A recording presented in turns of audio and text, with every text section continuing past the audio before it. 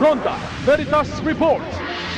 Mga kapanalig, ating bigyandaan ang pag-uulat mula kay Ronda Veritas, Nolan Ariola. 3 proyekto na para sa mga mamamayan at kabataan inilunsad sa bayan ng Pateros. Detalye, Nolan.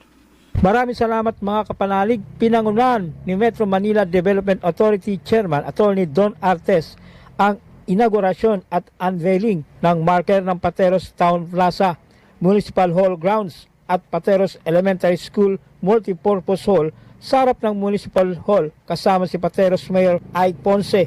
3 malalaking infrastruktura na inayos at isinailalim sa rehabilitasyon ng MMDA ang ipinamahala na ng ahensya sa pamalang bayan ng Pateros. Sa kanyang mensahe, sinabi ni Artes, ang pagsaayos ng mga infrastruktura ay nakakapagsigla sa pagkikipag-ugnayan sa lipunan sa pagitan ng mga residente at kawani ng munisipalidad. Bukod pa sa nakakapagpatatag ng ligtas at magandang kapaligiran sa mga mag-aaral. Nagpaabot naman ng pasalamat si Mayor Ponce sa MMDA sa kanilang todo suportang magkaloob ng pangunahing serbisyo sa publiko.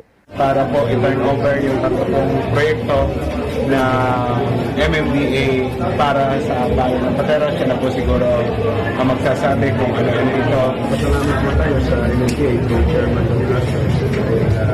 Ang ibang ito ay turn over natin at na-inaugurate ang 3 proyekto na itulog po sa atin sa pagkakita ng pondo.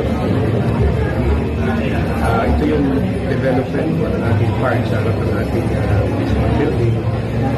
Kasama rin po yung ating development ng ating Casa de Boha dito po sa Bayanan.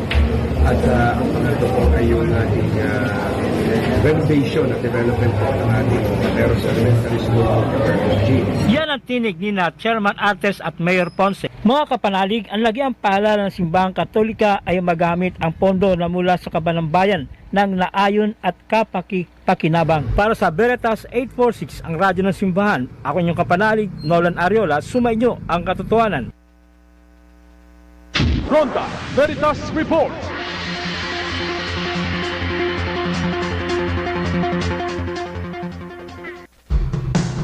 Kung kayo ay may padala sa Luzon, Visayas o Mindanao pa, dito na kayo sa Subok na, sa JRS Express kayo